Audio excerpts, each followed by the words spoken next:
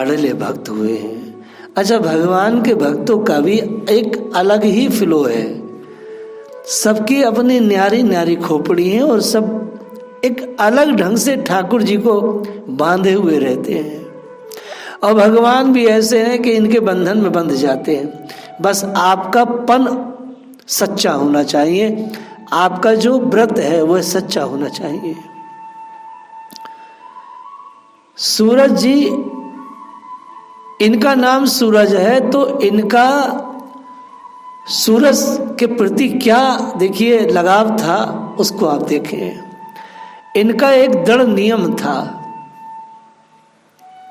यह नित्य प्रति सूर्य मंडल मध्यस्थ, अर्थात जब भगवान भास्कर दोपहर 12 और 1 के बीच में मध्यस्थ हो जाते थे,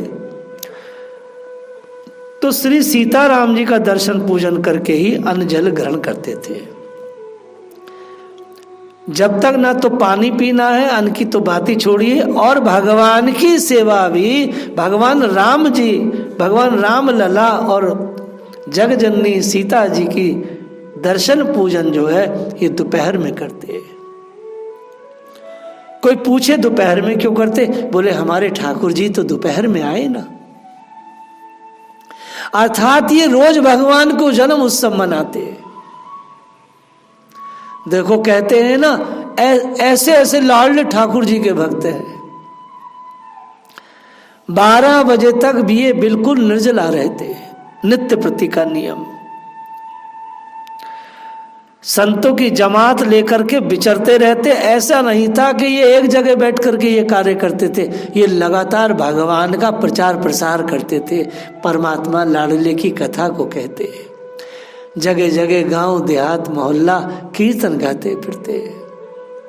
वास्तव में ये जो व्यवसाय है भगवान के नाम का, ये तो विरक्त महात्माओं के मुख से ही अच्छा लगता है, पेशेवरों के मुख से नहीं। एक बार भादों के महीने में आकाश एकदम मेघाच्छन्न था, सूर्य भगवान का दर्शन परम दुर्लभ था। समस्या अपनी नहीं थी, समस्या थी संघ के जो संत हैं उनके लेकर के ये बहुत दुख में हो गए, एकदम दुख में पहुंच गए।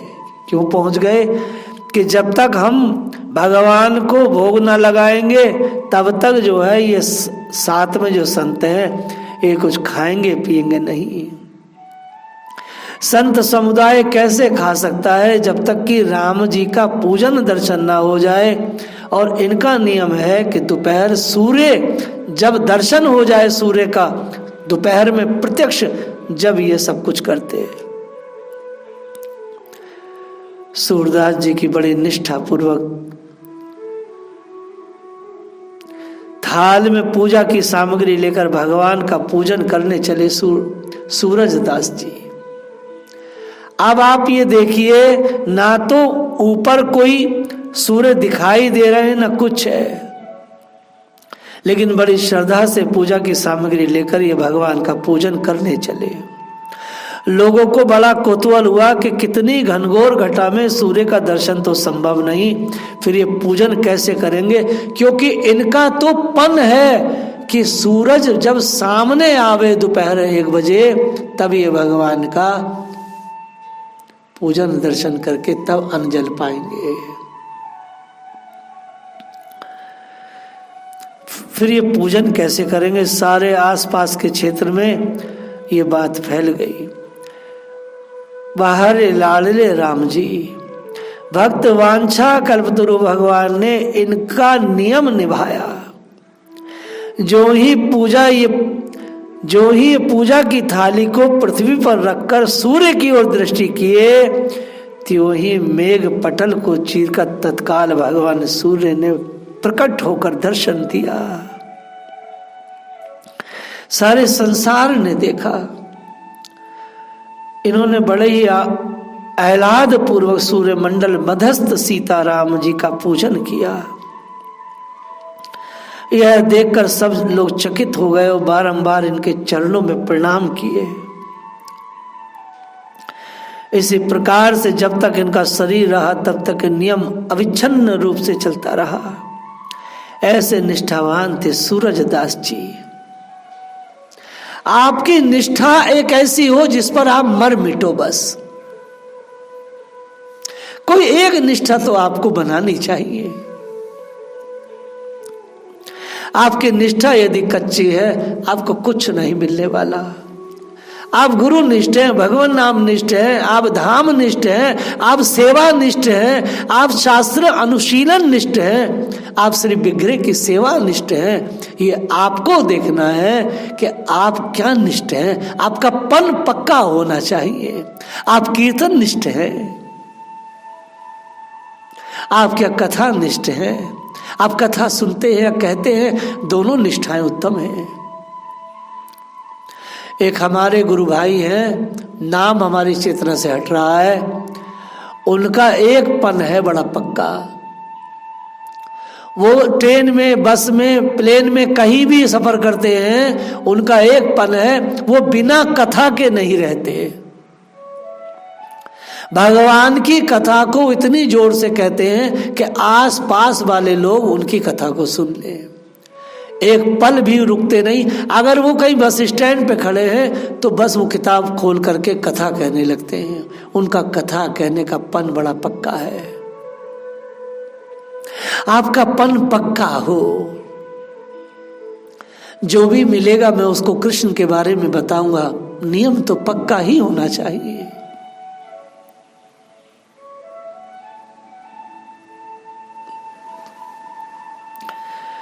पैहारी जी के 16 शिष्यों में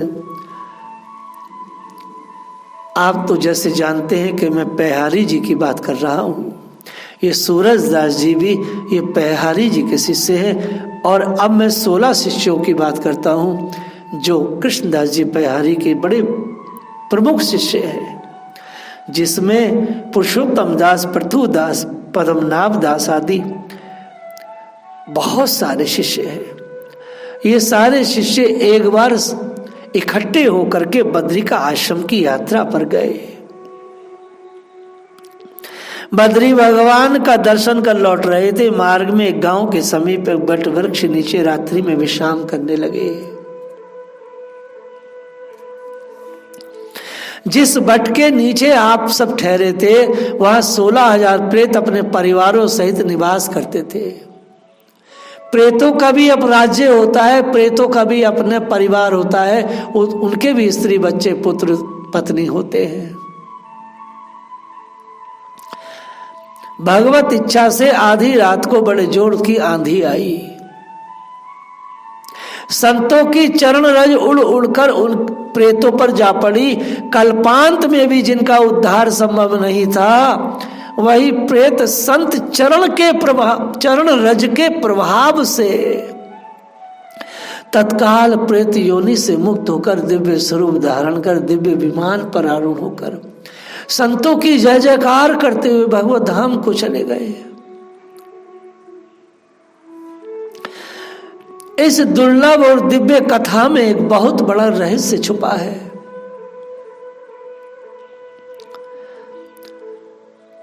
महाभारत 1,00,000 श्लोकों का ग्रंथ है। आप जीवन पर्यंत उसकी श्रद्धा पूर्वक आप कर न पाएंगे पाठ,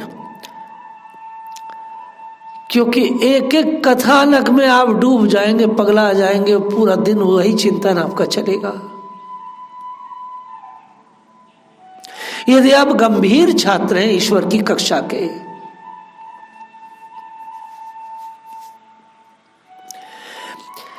यदि ईश्वर की कक्षा के आप बड़े पवित्र मीठे छात्र हैं, गंभीर छात्र हैं, तो सद्गुणों के विकास के लिए जो आप अपने शरीर में धारण करना चाहते, आपको भटकना नहीं पड़ेगा। वह स्वतः आपके शरीर में टिक जाएंगे। आप ये देखिए, जब अकस्मात संत चरण रज पड़ जाने से महापापी प्रेतों का उद्धार हो गया हो, तो यदि श्रद्धा पूर्वक संतों की चरण रज का सेवन किया जाए तो उसकी महिमा को कौन वर्णन कर सकता है।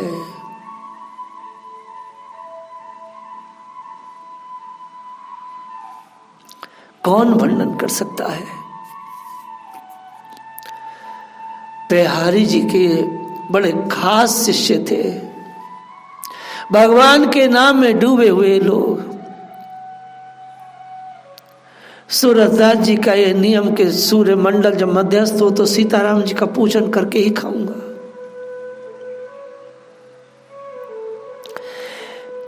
ऐसे निरअभिमानी संतों को यह भी नहीं पता उनकी रज में ऐसा कमाल है। इन्हीं 16 संतों की जमात एक बार सांभर के मेला की ओर जा रही थी। मार्ग में अत्यंत गहरी नदी पड़ती थी। सब लोग नाव पर बैठ गए। तब नौका बीच धारा में आई तो केवट सबसे उतराई मांगने लगा। इन लोगों के पास तो पैसे के नाम पर फूटी कौड़ी भी न थी। नाविक ने झुंझला कर कहा, यदि आप लोगों के पास पैसे नहीं है तो मैं कदापि पार नहीं ले जाऊंगा। मैं तो नाव को लौटा कर पुनः उस पार ही ले जाऊंगा। संतों ने कहा, भैया तुमको नाव लौटाने में कष्ट होगा तो हम लोग यहीं उतर जाते हैं।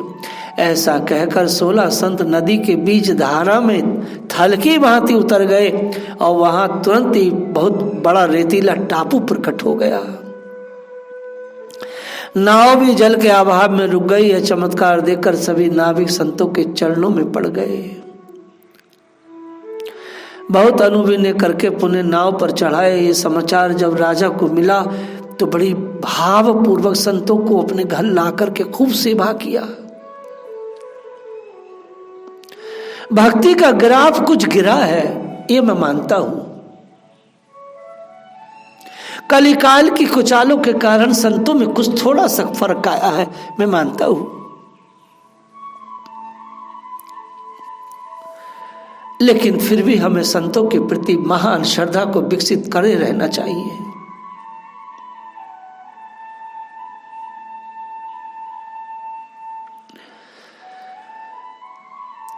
श्री टीला जी की कथा तो बड़ी दुर्लभ और दिव्य है।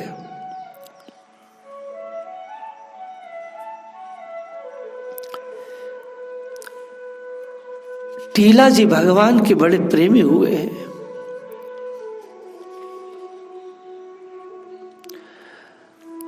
जब इनका जन्म हुआ तो ये कुछ ही क्षणों में बोलने लगे थे। कुछ ही क्षणों में ठाकुर जी के नाम को बोलने लगे और गांव के ऊंचे सा टीला था, उस पर जाकर के बैठने का इनको बहुत शौक था। वहां जाकर के चुप से बैठ जाते तो गांव के सब बच्चों ने इनको टीला कहना शुरू कर दिया। इनके माता पिता ने जब विचार किया ये बच्चा तो बड़ा कुशार्ग है, तो अल्प काल में ही इन्हें सर्वशास्त्र निशानत करने की विद्या को प्राप्त कराया। माता पिता ने पाठशाला भेजकर। विद्या का फल है विवेक की प्राप्ति, विद्या का फल है भक्ति की प्राप्ति, विद्या का फल है ज्ञान की प्राप्ति, विद्या का फल है वैरागी की प्राप्ति। विद्या धन कमाने के लिए नहीं, विद्या तो आत्मा का उद्धार करने के लिए है। माता पिता के जब बहुत पुण्य प्रताप होते हैं, माता पिता का बहुत महान पुण्य होता है, तब ऐसा बालक जन्म लेता है किसी वंश में।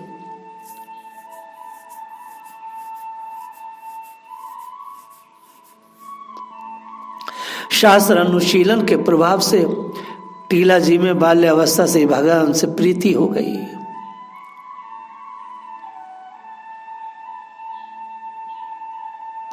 भगवान निष्ठा का यही प्रभाव है। जिस व्यक्ति के अंदर भगवान नाम निष्ठा है उसको संसार में कुछ भी प्राप्त करने की जरूरत नहीं, सब उस पर होता ही है। एक दिन इनके पिता ने भक्त शिरोमणि श्री ध्रुव जी का चरित्र सुनाया, जिसे सुनकर बालक टीला ने मन में निश्चय किया, मैं ध्रुव जी की तरह महान तप करके भगवान का साक्षात्कार करूंगा। फिर तो माता पिताजी की आज्ञा लेकर हनुमान जी के दिव्यादेश से श्री मधुपुरी में आकर टीला जी ध्रुव टीला पर तप करने लगे। भक्त वत्सल भगवान ने भक्त का मनोरथ पूर्ण किया। श्री टीला जी से भगवान ने वर मांगने को कहा। तब बोले, प्रभु आपका दर्शन पा लेने पर कुछ पाना शेष नहीं रहा है, अतः मैं आपसे क्या मांगू, मुझे और तो कुछ नहीं चाहिए। हाँ, एक अभाव मेरे जीवन में है। जैसे टीला जी ने अपने जीवन में जो बात कही, ऐसा संसार में कोई भक्त न कह पाया। बड़े बड़े दुर्लभ भगवान के लाडले जन्मे, लेकिन टीला जी ने जो बात, जो कसक भगवान से कही, ऐसा तो कोई कही ना पाया। इसको आप ध्यान से सुने। टीला जी ने कहा, मेरे मन में एक चीज खटकती है नाथ, मैंने किसी संत सदगुरु से वैष्णवी दीक्षा नहीं ली है। हे प्रभु, मेरा कोई गुरु नहीं है। आज तक मैंने जो कुछ भजन साधन किया है, या तो वह ग्रंथों के आधार पर या अपने पूज्य पिताजी के द्वारा कुछ सुन समझकर, अतः आपसे यही निवेदन करता हूं, आप मुझे श्री सदगुरु मिलवा दें। आप देखिए, यह है टीला जी। कहते हैं, जो कुछ भी प्राप्त किया है पिताजी ने मुझे बहुत पढ़ाया है, तो मुझे समझ है, उस समझ से मैंने तप किया है। प्रभु आप मेरे सामने, मगर मेरे जिंदगी में एक बहुत बड़ा अभाव है। मेरे पास सदगुरु नहीं, मेरे पास कोई गुरु कहने को नहीं, वह तो मेरे पिताजी है।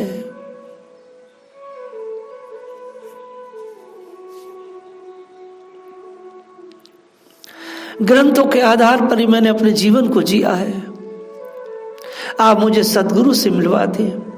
श्री भगवान ने कहा, टीला जी, जिस प्रकार सुयोग शिष्य परम योग सदगुरु का अन्वेषण करता है, उसी प्रकार परम योग सदगुरु भी सुयोग शिष्य को खोजते रहते हैं। मैं वरदान देता हूं, तुमको घर बैठे परम सिद्ध संत सदगुरु की प्राप्ति हो जाएगी। यह कहकर भगवान अंतर ध्यान हो गए। श्री टीला जी भगवान की उस भुवन मोहिनी छवि का ध्यान करते हुए निरंतर भजन परायण रहते हैं। जरा विचार करो, विचार करो, भगवान की प्राप्ति हो गई है।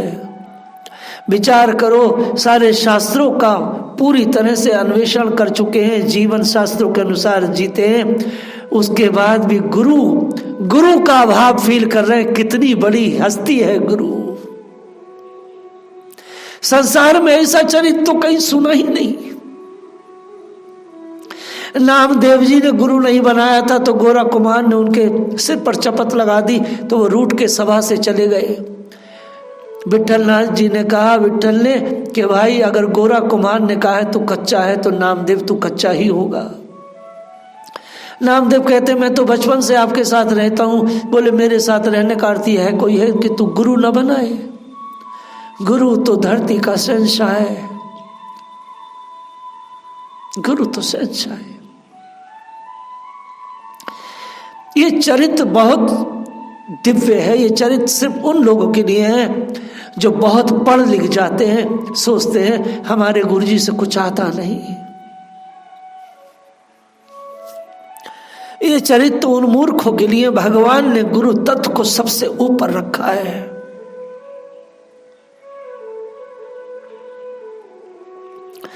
बड़े बड़े संत महंत इनका दर्शन करने के लिए आते थे। ये भी सबका बड़ा स्वागत सत्कार करते, फलस्वरूप इनके यहाँ संतों की भीड़ लगी रहती। खूब सत्संग होता। इनकी योग्यता देखकर वैष्णव संत आपस में विचार करते कि यदि टीला जी विधि पूर्वक वैष्णवी दीक्षा ले लेते तो सोने में सुगंध आ जाती। परंतु इनकी सिद्धाई देखकर किसी को यह कहने का साहस नहीं होता था। कोई कोई वयोवृद्ध संत बड़ी युक्ति से हंसकर कहते, टीला जी आपकी सिद्धता में कोई संदेह नहीं है, आप सत्संग की बात भी बड़ी अच्छी अच्छी करते हैं, लेकिन न जाने क्यों उनमें मिठास नहीं आती। क्या आपने अभी गुरु नहीं किया है क्या? तो चुप हो जाते, क्योंकि शास्त्र कहता है, वैदिक साहित्य कहता है, मिठास तो गुरु मुख पर ही आती है। मिठास तो गुरुमुखी होने पर ही आती है। यथा गुरु मीठा संसार में, या गुरु मुख मीठा होए।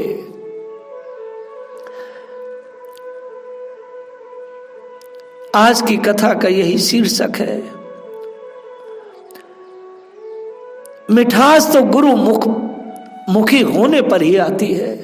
मिठास गुरुमुखी होने पर आती है, मिठास शास्त्र मुखी या मन मुखी होने पर नहीं आती। गुरु मीठा संसार में, गुरुमुख मीठा होए। गुरु मीठा संसार में, गुरुमुख मीठा होए। तब टीला जी कहते, महाराज क्या करूं, अब तक मेरे ऊपर कृपा नहीं भई है। जिस दिन कृपा होगी उस दिन स्वयं भगवान मेरे गुरु बनकर आ जाएंगे, मुझे कृतार्थ कर देंगे। संत कहते कि आपके यहाँ तो नित्य अनेकों संत भगवान आते हैं, किसी से दीक्षा ले लीजिए। ये हाथ जोड़कर विनती करते कि तो आप ही कृपा कर दीजिए, कंठी बांधकर मंत्र सुना दीजिए। आगे के चरित्र को हम लोग कल स्मरण करेंगे। जय राधा।